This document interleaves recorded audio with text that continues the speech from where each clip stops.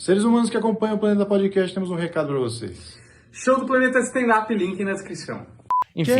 Já estamos no cinema, quer pular pro Cineclube? Vamos Fala um pouco pro sobre indicações, Cine Club. bloco de indicações. Então manda bala aí. Eu tô pensando aqui. Eu não preparei também. Eu tava pensando, o que eu falo no Cineclube hoje? Porque eu tô vendo as mesmas coisas, não dá tempo de ver nada. Só de referência a vocês aí que duvidaram da preciosa Carrie Fisher. Vamos ver. Muitos Star Wars. Tem todos, todos ela apareceu. Os três, né? Harry depois de Sally, morta. que eu não conheço, Feitos Um para o Outro. Harry Sally é um Famoso, clássico das famoso. comédias românticas com a Meg Ryan e com o Billy Crystal. Mas, mano, ela deve ter sido bem secundária nesse filme. Possível. Os Irmãos Cara de Pau. Aí, ó, Sabe ah, qual é o Blues clássico filme? Brothers. Conheço eles por causa de Drake e Josh, porque eu sou um pouco mais novo. Mas tem as músicas dele no Spotify, gosto muito.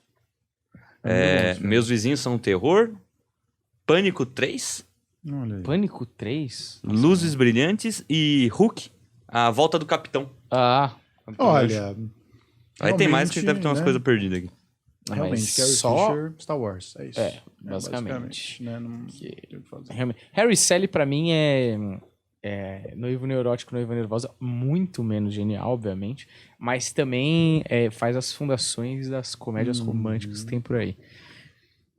Tem uma cena icônica nesse filme, inclusive. Conte. Que é a cena que é engraçado, que você hoje pensa nessa cena, você fala, cara, tão bobo, mas na época, assim, os caras mais velhos, assim, da ideia dos nossos pais, quando falam desse filme, sempre falam dessa cena, que é uma cena que o Billy Crystal descobre, eles estão nessas lanchonetes americanas, assim, e aí ele fala, não, eu fiz a mulher gozar, sei lá, eu fiz as minhas namoradas gozar, todas elas, não sei o que e tal. Fala, imagina, a mulher finge. E naquela época devia ser uma puta novidade, Tabu, né? né? Aí ele falou, imagina, não tem como fingir, tipo, eu vi, eu sei, eu tava lá, eu senti. Aí a Meg Ryan falou, claro que não, a mulher finge e tal, eles ficam nessa discussão. Aí, quando eles estão no meio da discussão, chegam os pratos de comida. Ela fala, claro que dá pra fingir, quer ver?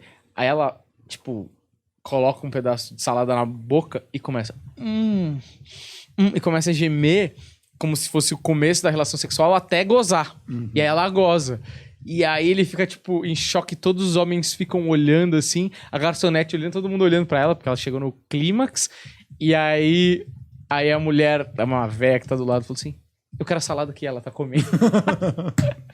Muito bom. Mas é um bom filme, né? Hoje meio lento. Fui assistir esses dias, meio lento. Tá na Amazon Prime. Nunca vi, sei da fama, sei da importância, mas nunca assisti. Eu quero indicar, eu não sei se da outra vez eu falei de Lock and Key, só citei, a gente Falou conversou. comigo de Lock and Key, mas eu não lembro se foi no ao vivo. Eu no quero programa. indicar Lock and Key, eu não sei o que a gente põe na thumb, viu, Vini? Você vai pensar, porque eu vou dar 3 indicações aqui. Uma chave e um cadeado. Eu quero indicar 4. Eu quero indicar Lock and Key. Por que eu comecei a assistir Lock and Key? Eu gostei muito de Telefone Preto, que é um filme que tava no cinema, um filme de terror. Ficou um tempinho legal no cinema. Um pouco racista, né? Exatamente. Ele teve ótimas críticas, mas assim, não estourou, porque é um filme de terror. Um filme de terror, no estilo terror, de uma historinha que começa e termina naquela situação ali. E esse filme é escrito pelo filho do Stephen King, o Joe Hill. Eu gostei muito do filme e ele tem a pegada do Stephen King. Às vezes eu procuro esse tipo de coisa, não só no terror, mas aquela pegada de crianças numa cidade pequena dos Estados Unidos e coisas acontecem ali, a importância das coisas grandes que acontecem ali naquela cidade pequena. Inclusive, estava ouvindo um podcast chama Meu Time de Botão, muito bom, da Central 3 da Trivela, que pega histórias específicas. Eu ouvi a história do Baggio, muito boa, ouvi a história do Henry, muito boa, e agora estava ouvindo a história do Parma, de 90, e aí fala como um time de uma cidade pequena sai da 3ª divisão para ser campeão da UEFA e tal. Eu gosto Bastante dessas lavagem histórias. de dinheiro, né? Com certeza. Você viu que depois nunca mais, né? Até, curiosamente, a maior transferência da história do Parma é o Nakata. De venda, você disse? De compra. E ele aconteceu logo depois que eles venceram a UEFA. E depois o Parma caiu. E hoje em dia, que a gente tem um mercado de futebol totalmente inflado, o Parma não gastou tanto quanto gastou naquela época. Então isso é bem simbólico, né? Do quanto foi... A gente tinha lavagem de quebrado o dinheiro. Parma, o time. Não, continua. Continua. Não sei como é que tá. Se caiu para divisões Como é que era? inferiores. Como é que era? Como é que tá o Parma? Nós vamos fazer hoje sobre o Parma. Tinha o Crespo, tinha o Chiesa, e hoje quem que tá lá? Mas enfim. Não, tinha o Buffon também, né? Buffon, Cannavaro, Thuram, Era um puta time. Veron. Como não ganhou mais, na verdade, né? Pois é, cara. Mas assim, disputou com a Juventus ali numa época que só dava Juventus, né? Não, com todas as épocas só dava Juventus. Conseguiu disputar enfim, time de cidade pequena. E eu gosto dessa coisa da cidade pequena, da coisa que acontece ali. E aí eu comecei a pesquisar sobre esse cara e eu descobri que ele tinha essa série na Netflix que sempre aparecia pra mim, mas eu sempre ignorava. Que tinha essa pegada meio que de fantasia, uma coisa meio infanto-juvenil ali, mas que tinha um climinha que eu tava procurando. Comecei a assistir com o Theo. O Theo não gostou porque ela é um pouco violenta e ficou um pouco incomodado com as paradas, assim, tem bastante sangue, tem alguma insinuação sexual em algum momento ali. E eu continuei assistindo, foi pra segunda temporada. E, cara, é uma série que tem esse clima de interior e de terror e fantasia na cidade pequena que você não vê mais hoje em dia, que é muito anos 90. E a gente viu muito nos anos 90, emulando os anos 80, então não tem mais essa porra. Mas onde tá isso? Na Netflix. Tem 3 temporadas, eu tô terminando de assistir a segunda agora. Então, assim, é um tipo de entretenimento bem tranquilo, bem confortável, onde você vai para esse lugar gostoso, esse lugar quentinho, assim. Sim. E... Enfim, então eu recomendo o Telefone Preto. Perfeito. E recomendo o Lock and Key. E o jogo de botão, né? E o meu tipo de botão. E eu tenho mais outras 2 indicações, mas eu vou deixar pra próxima. Pra Certo. gente dividir. Eu tô tentando lembrar aqui o que eu assisti, mas eu realmente tenho dormido bastante quando eu começo a assistir essas coisas. Canseira, é exatamente isso que acontece.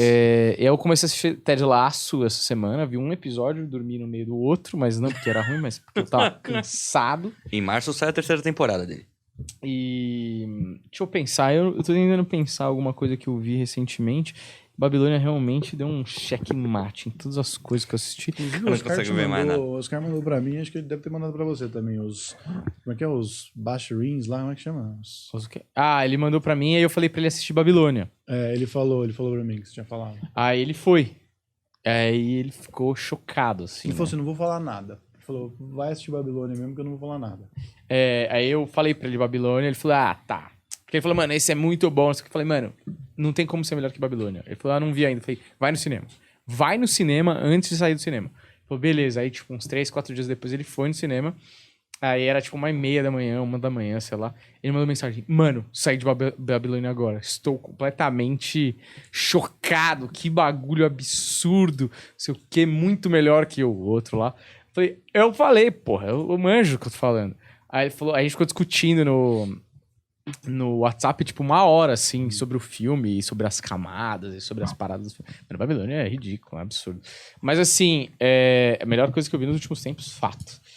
E é uma merda, né? Porque é um filme que ele me pegou tão de surpresa que eu tenho até medo de ver de novo. E falar, Não é tão bom assim, né? Ele Foi uma parada muito forte, assim. E, realmente, no cinema...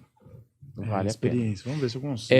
Principalmente por causa do final. O final amarra tudo e faz muito sentido você estar no cinema. E você fala, puta, meu, streaming, os caralho. E eu fui numa sessão cheia, né? Aí você fala, cara, isso aqui não pode morrer. Isso aqui faz muito sentido. Mas enfim. A sessão cheia era pra ser bom? O quê? Ter uma sessão cheia? Não é que era pra ser bom, mas é que, puta, você viu Babilônia? Não, Eu mas acho eu que não gosto de sobre gente esse de sessão cheia. Então, esse é o ponto que eu acho que talvez tenha um pouco sobre isso, mas eu tava pensando sobre isso. Vou abrir esses parênteses, mas vai pra indicação. Porque isso, é incômodo uma sessão cheia hoje em dia, porque as pessoas não conseguem assistir o filme como o filme merece ser assistido. Mas uma sessão cheia é importante, porque esse tipo de entretenimento tinha que ser disseminado, as pessoas tinham que consumir desse jeito e viver o cinema como ele foi proposto para viver, como um grande teatro ali, mas uma coisa presencial, das pessoas sentirem a energia junto, a risada, ela espalhando pela sala, ou a emoção espalhando pela sala, entendeu? Isso eu apoio, tem que consumir cinema. Eu só queria uma sala só minha. Mas esse é o problema, o Fonfon. As pessoas não estão prontas para consumir os conteúdos. E eu fico pensando que o cinema, para sobreviver, talvez ele tenha que virar essa coisa gourmet mesmo que ele tá virando. Com vinho e... Eu acho meio bizonho, mas... Só que aí perde a imersão, que é justamente o bagulho do cinema. Só que o futuro do cinema parece que não tem como não ser esse. Assim. É. Com o TikTok, Instagram e tudo mais que dominam o entretenimento e a cabeça das pessoas hoje, não tem, velho, esperança. O cinema, pra mim, esse gourmet, ele tem um problema sério que assim como o Varelo, tem uma grande facilidade em dormir. E eu já dormia naquela cadeira merda. Ah, E com um filme ruim, mais fácil ainda. Agora naquela poltroninha, esticar, é quase uma cama. é. Uhum. Mas Não tem aquilo, como ver o filme. mas foda. aquilo é exatamente o motivo pelo qual ele tá, na verdade, o cinema tá tentando dar um motivo pra você sair de casa. Uhum. Então eu vou te dar uma cadeira melhor que Dá o que conforto que você tem na 90% sua das pessoas casa. têm na sua casa. A porra da cadeira que treme lá. Você não vai ter uma cadeira que treme. Eu tenho uma decepção do meu pai sobre isso. Meu pai me levou pra ver um dos filmes... Me levou não, levou a família inteira, meus irmãozinhos, pra ver, acho que o primeiro Star Wars dessa leva da Disney. E aí ele bancou os ingressos tudo lá e comprou essa palhaçada de cadeira que não treme, gosto. som surround, a porra toda. E depois minha madrasta e minha família vieram contar que ele estava muito animado, achando que tinha feito uma baita presa. Os seus filhos, ainda mais pra mim, que sou mais velho, e tipo, ele me ensinou a gostar de Star Wars. E aí, quando a gente chegou na sessão, eles falaram que ia tremer, e eu descobri que dava pra desligar. É. E aí, foi a sessão inteira com todas as cadeiras tremendo, e eu imóvel. Falando, mano, é horrível, cara. Eu não quero tremer durante a sessão. Eu não gosto preciso também. dessa funciona, participação. Eu não gosto. Porque a inspiração que os caras têm, eu não sei se na Disney ainda tem isso, mas tinha muito.